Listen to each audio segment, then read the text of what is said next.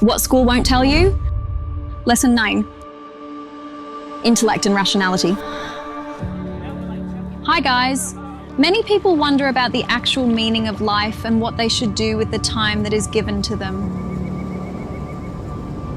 While some search for the answer in religious, irrational teachings and imagine a paradise at the side of an imaginary god after death, others search for the purpose of life in professional fulfillment and in the acquisition of material goods. A large number of people on Earth also feel the urge to leave some kind of mark on human culture and society.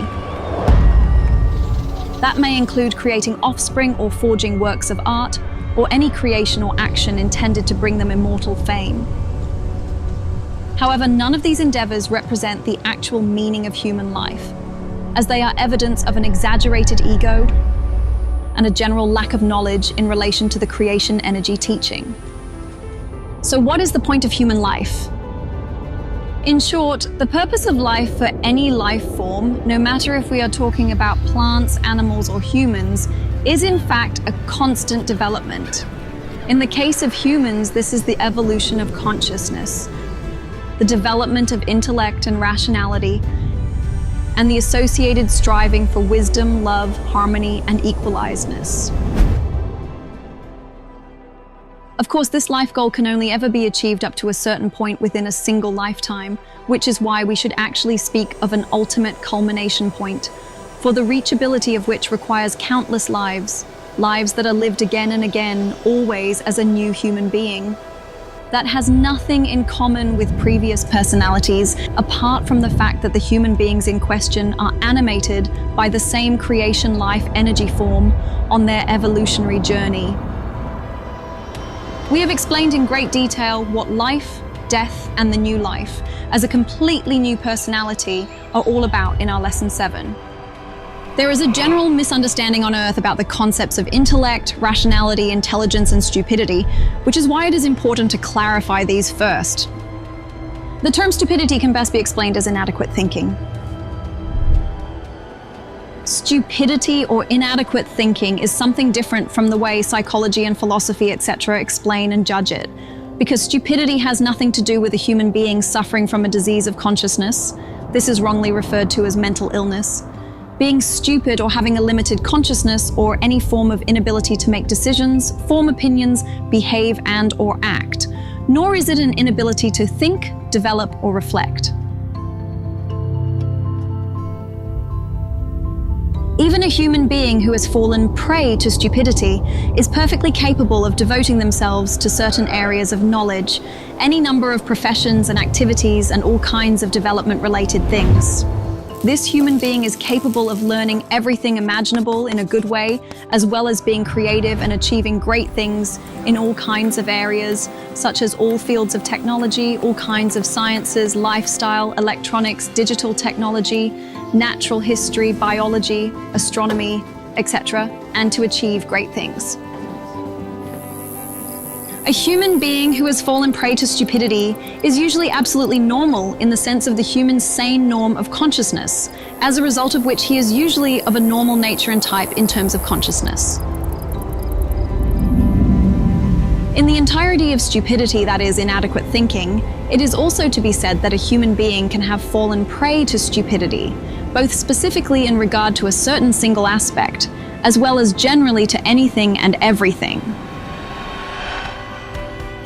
In any case, there are no limits to this because it points, contrary to the disciplinary claims of psychology, as well as to various claims of psychiatry and various other clever sciences and so forth, to no impairment of consciousness, nor does it have anything to do with these fields impairing IQ. The IQ is actually completely nonsensical because it cannot be used to test and evaluate intelligence in any way whatsoever, but only the processed, learned, and memorized knowledge and the associated combination aspect of the respective human being, which is generally called intelligence. This intelligence that must be repeatedly explained corresponds only to a learned and memory-based stored knowledge, which, however, has absolutely nothing to do with the intellect, and thus nothing to do with the intelligentum, being intelligent, and consequently also nothing to do with intelligence.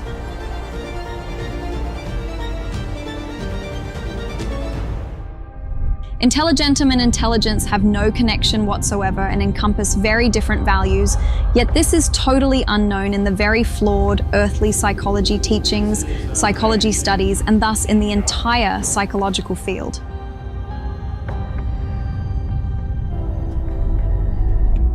Consequently, intelligence has been equated with intellect and intelligentum, and with being intelligent for a very long time. Intelligence is merely the human ability to abstractly derive moments stored in the memory as knowledge, from which connections are then unconsciously made in a combinatorial way, which are, however, not consciously perceived because due to the lack of important facts of knowledge and information, these cannot be comprehended and realized. That, however, has in no wise anything to do with intelligentum or being intelligent, because intelligence corresponds solely to the knowledge and the combinatory aspect, combining factor and the stored knowledge of humans, as well as the fact that certain knowledge values are brought together through these, and the resulting connections may be perceived and named, but can't be processed and therefore cannot be understood because it is solely a matter of knowledge-based information. However, something completely different from intelligence, that is to say, the intelligence value, which is measured as IQ, that is, the value of knowledge and the combining factor, is a matter of so-called intelligentum, that is to say, being intelligent. Intelligentum embodies a person's ability to think abstractly through intellect and rationality and to derive purposeful action from this.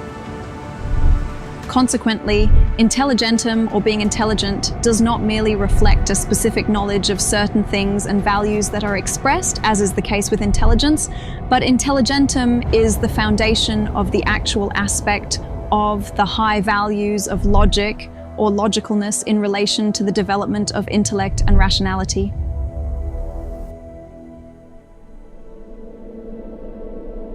Contrary to intelligence, the intelligentum, or being intelligent through logic, intellect and rationality is an abstract way of thinking and the ability to think with a purposeful, rational, and reasonable, intelligent reasoning and cognition. And only through this intelligentum, a clear and valuable formation and processing of ideas, as well as rational and reasonable action and respective behavior, etc., becomes possible. All of this happens without intelligence, which merely collects and stores knowledge, and relates in no way to intellect and rationality, and thus also has no energy and power, nor any influence on the development of thought, action, and behavior. An extremely high intelligence, that is to say, an extremely high level of knowledge regarding general knowledge or any forms of professional or specialized knowledge, and so forth and so on, means in no kind and wise that the human being in relation to their worthy intellect, that is to say their intelligentum, that is to say their being intelligent, is highly developed.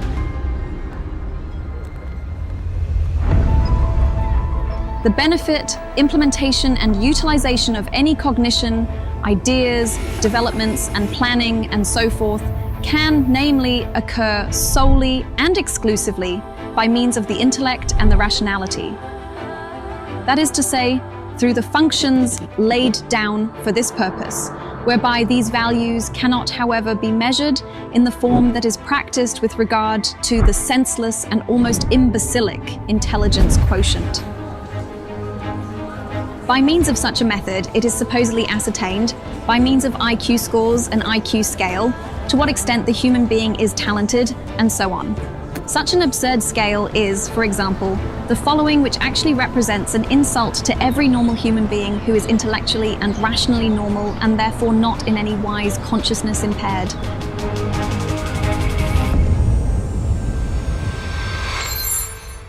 IQ percentage of the population.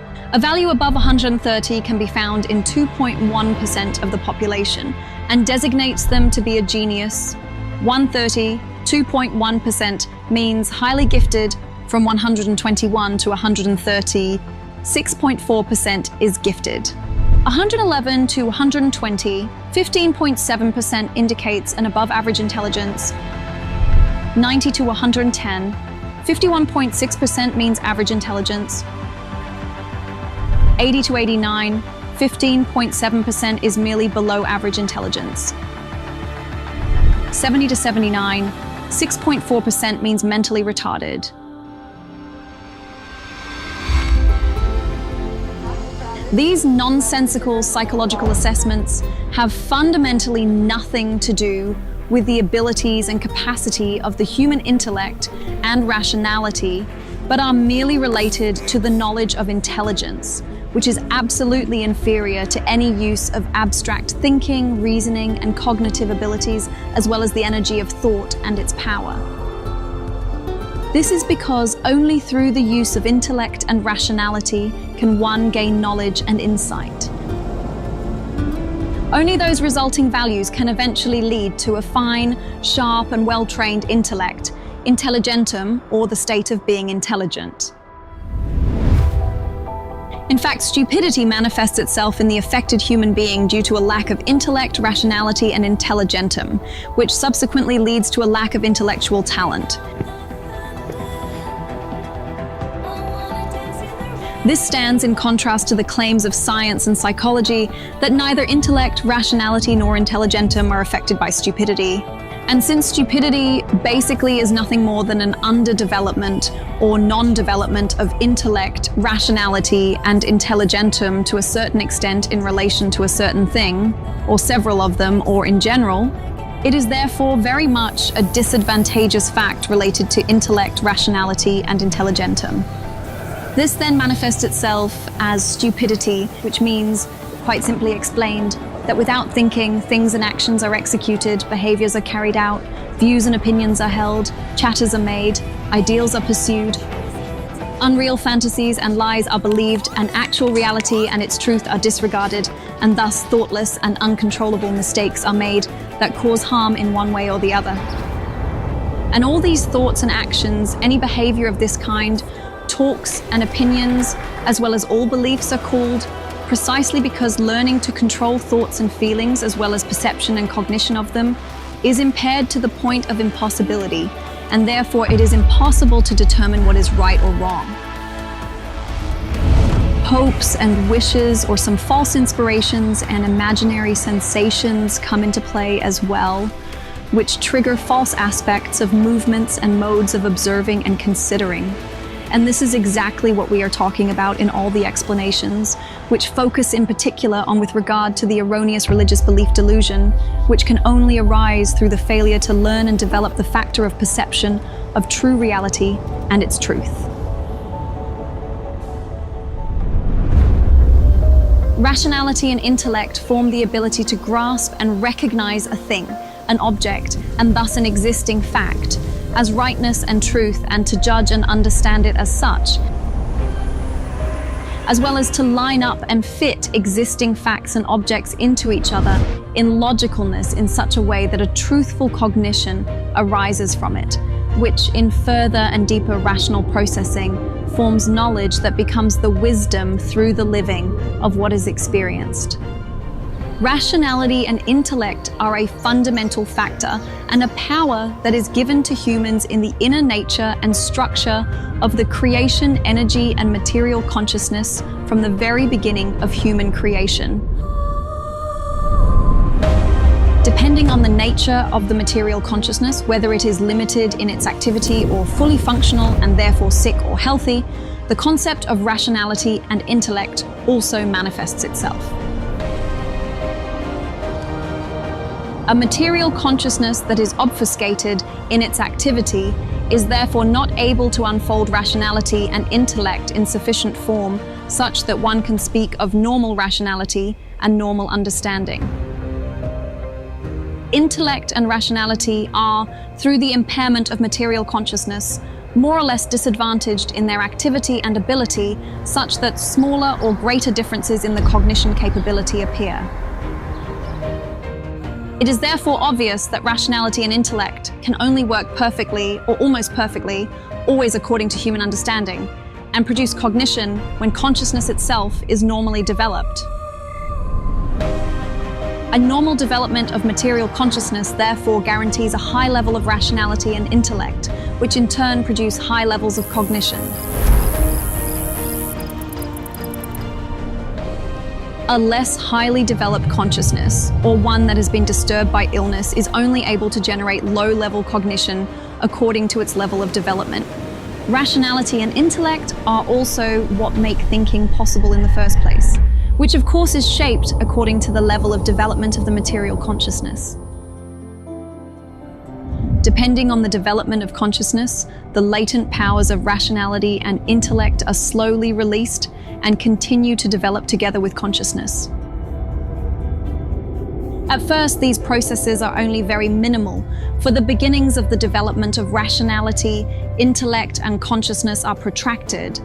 However, the more rationality, intellect, and consciousness develop, the faster everything progresses, precisely because rationality and intellect and consciousness become ever more powerful and active, resulting in the first primitive thoughts and thought sequences that are nurtured and further developed by consciousness and rationality and intellect.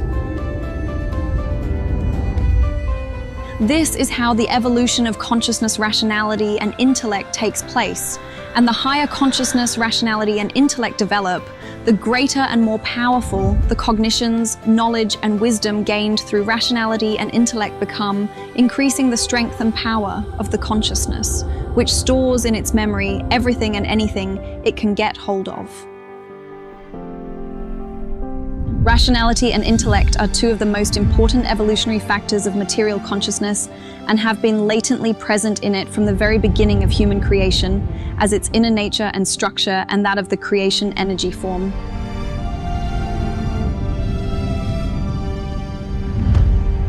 Rationality, intellect, and consciousness are interrelated and develop naturally, so that intellect and rationality develop from the latent presence of intellect and rationality in consciousness by gaining cognitions through the two factors which they are able to grasp and process. Subsequently, knowledge and wisdom are generated from this, and the entire results are passed on to the consciousness as reality, whereby this increases in its strength and power, and in turn raises the factors of rationality and intellect to higher positions. Rationality, intellect, and consciousness are thus interdependent and mutually supportive. In the initial period, the consciousness is still fallow and unknowing, and practically a blank slate, which is only written on in the course of life, through which cognitions, the knowledge, and the wisdom develops by means of the intellect and rationality. This means that consciousness acquires and maintains all cognitions and perceptions, all knowledge and all wisdom through rationality and intellect, and is only able to form its strength and power in this way.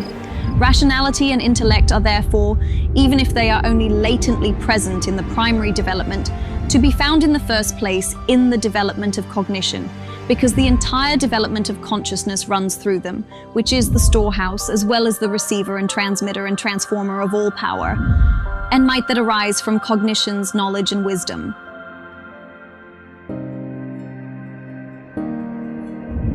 Rationality and intellect thus develop from their state of latent ability out of consciousness and register all perceptions of creation, energetic, physical, consciousness-based, thought-based, sensibility-based, intuition-based, action-based, and purely material objective form, from which cognitions, knowledge, and wisdom then result, which are received by the consciousness as reality, with which it then continues to work together with rationality and intellect, creates thoughts, and uses its power and might to produce certain processes, actions and deeds, and further thoughts, as well as psychological reactions, etc.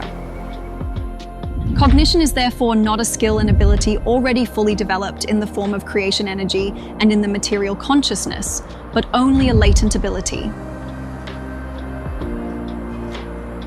In other words, it is a talent that must be brought to acute activity in the interrelationship of intellect, rationality, consciousness, through the perception, comprehension, and logical following of objects in perceptual form, as a result of which it continues to develop and perfect itself. This process increases, on the one hand, the ability to perceive and process. It also increases the logic and the range of perception, comprehension, and logical following of rationality and intellect, and, on the other hand, the power and might of consciousness and its application. There is no doubt that all cognitions ensue from perceptions that are based in the senses. The senses take in perceptions that can come from all realms of matter and therefore from both the coarse material and the fine material areas. These perceptions are absorbed and processed by the intellect and the rationality of the consciousness, whereby our own ideas also emerge from them, comparisons and connections are created, from which cognition is then born, which is stored latently as a fundamental ability in the block of rationality, intellect, consciousness, and is activated by the appearance of perceptions and stimulated to activity and development.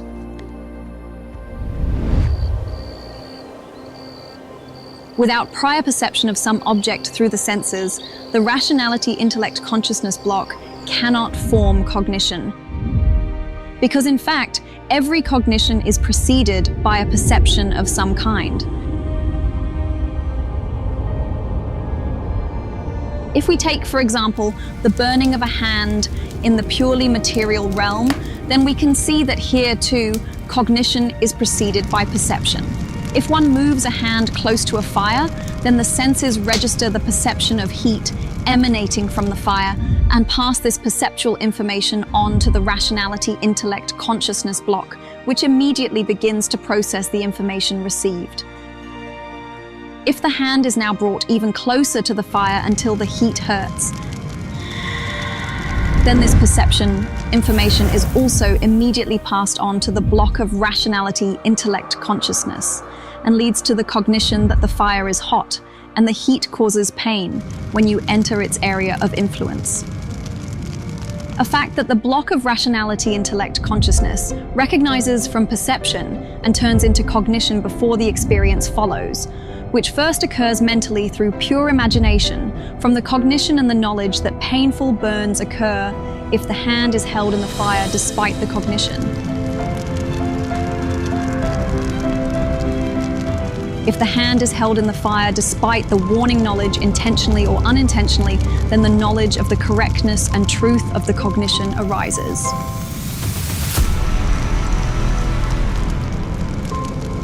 The next step is to experience the truth as a living experience, which means that the burning of the hand by the heat of the fire is registered as an experience and thus turns into wisdom. As the process occurs in the purely material realm, every process happens in the immaterial realm just the same. Only the form of the state, material or immaterial, is different.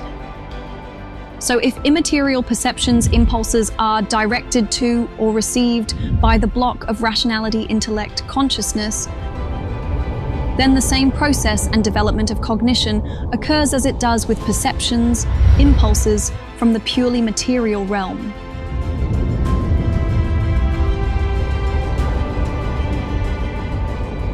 It is therefore evident, which must be explained time and again, that no cognition ever arises from an experience, but that every experience is derived from a cognition. And it is equally evident that no cognition can ever be made without a previous perception,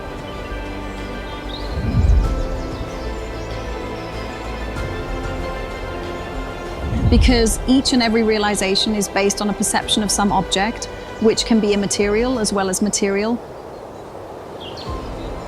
and have forms such as thoughts, pain, love, hate, feelings, emotions, actions, deeds, intuitions, ideas, coarse material objects, matter, sensations from the realm of the creation energy, and so on and so forth. In truth, experience is not the epitome of living experience, but the epitome of an ordered connection of ability, mastery, skill, dexterity, practice, maturity, confirmation, realization, implementation, routine and applied knowledge, emerging as the previous insights based on perception, cognition, and knowledge. Thus, perception, cognition, and cognizance develop into cognition, which then develops into knowledge, which then develops into experience, which is referred to as living of what is experienced in the creation energy teachings. Wisdom is then formed from experience. This applies to the immaterial as well as the material realm of life, whereby only the word concepts and word values are different. If, for example, wisdom is spoken of in the immaterial realm, then the value of skill perfection, perfect skill, etc. applies to the material realm. The term inner experience refers to everything immaterial and to the inner ability and mastery, to the inner skill, content comprehension, practice, maturity, confirmation, realization, implementation, and routine, as well as to the applied knowledge of all inner cognition that results from thoughts and fine spiritual perception, feelings, intuitions, and all conceivable possible impulses in perceptive form, whereby these perceptions of a fine material nature are considered fine material objects of perception or things. The developmental process and working sequence of all cognition of a fine material and coarse material nature to be made takes place through the block of intellect rationality consciousness, whereby only the type of perception and the type of experience are different. The coarse material experience takes place as an external experience, while the fine material experience only takes place internally. Fundamentally, however, the same working or processing procedure is required for cognition and the attainment of wisdom in both the fine material and the coarse material, which is carried out by the block of rationality intellect consciousness. Hence, rationality intellect consciousness process the fine material as well as the coarse material according to the following pattern. 1. Perception, thing, object, sensory impressions, seeing, intuitions, thoughts, fine spiritual perception, feeling, and so on and so forth. 2. Recognition, recognizing, understanding, recognition of the perception as well as its type of cognition, and grasping content. 3. Cognizance, awareness of all facts of perception and their further processing. 4. Cognition, processing of results and recognition of results, conceptual clarity, understanding, ability to judge, clear-sightedness, insight, conviction, recognition of logic. 5. Knowledge, cognition of truth and certainty of truth, application of logic. 6. Experience, ability, mastery, certainty, skill, routine, practice, maturity, experience, confirmation, realization, implementation, applied knowledge.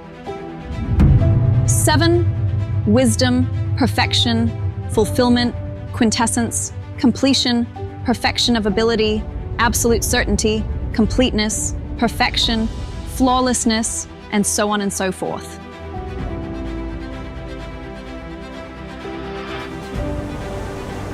Experience can be gained in purely coarse material form as well as in fine material form, which means that, on the one hand, inner experience can be acquired solely through the activity of rationality intellect consciousness on the basis of the acquired inner experience or knowledge, while, on the other hand, experience can also be gained simply by manual labor in the coarse material realm, which is also deposited in the block of rationality intellect consciousness.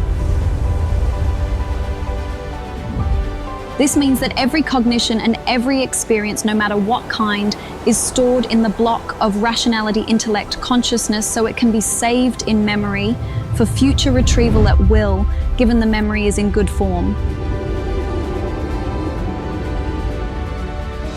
In further recognition, however, it is also evident that rationality, intellect, and consciousness are responsible in the same way and with the same power for the fine material, as well as for the coarse material development block.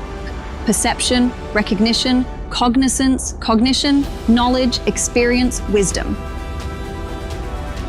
Probably the best example of the fact that every experience results from a cognition and not a cognition from an experience is the following illustration of when one studies a profession.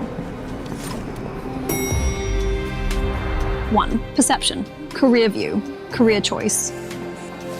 2. Recognition, professional circumstances, professional material, etc. 3.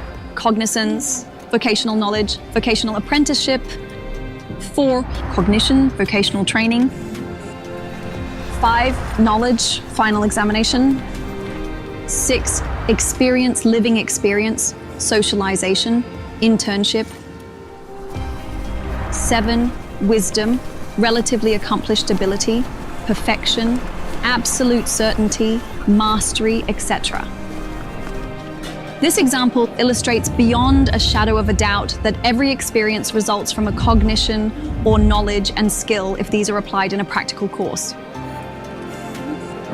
This practical training can, as shown in the occupational example, occur purely material or in a fine material form only through the block of rationality intellect consciousness, which has the ability to make and evaluate independent experiences in itself, whereby the inner experience originates.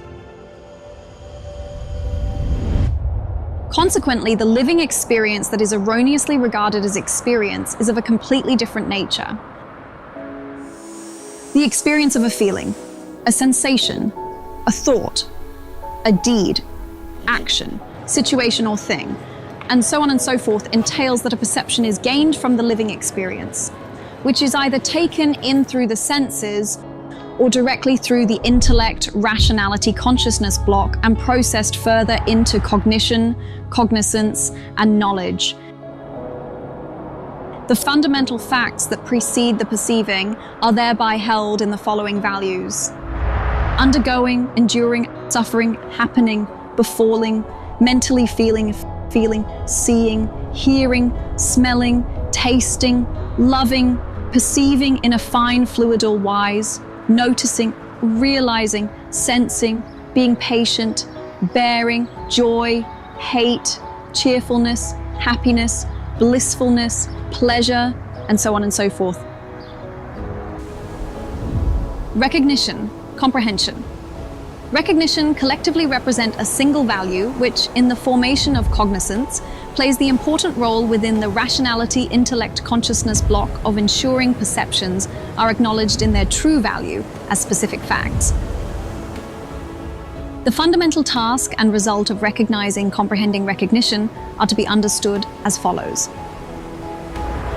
determining, comprehending, imagining, make cognizable, to make explicable, identifying, viewing, assessing, insight, understanding, comprehending, interpreting, penetrating, seeing through, unraveling, seeing, rounding off, and make comprehensible, and so on and so forth.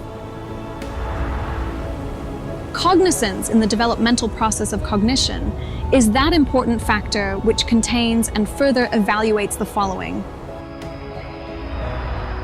ability to understand, power of recognition, viewing capability, ability to reason, power of comprehension, power of insight. Cognition is the perception, recognition, and cognizance, as well as the repetitive process of understanding all facts, which is based on the following values: clarity of definition, rationality, intellect, consciousness, clear view, insight, viewing, understanding and comprehension, clarity, clear comprehension, clear-sightedness, logic recognition, and so on and so forth. Knowledge results from the further processing of cognition and is founded upon these values: pure understanding, certainty of truth, recognition of truth, application of logic, conviction, enlightenment, and so on and so forth.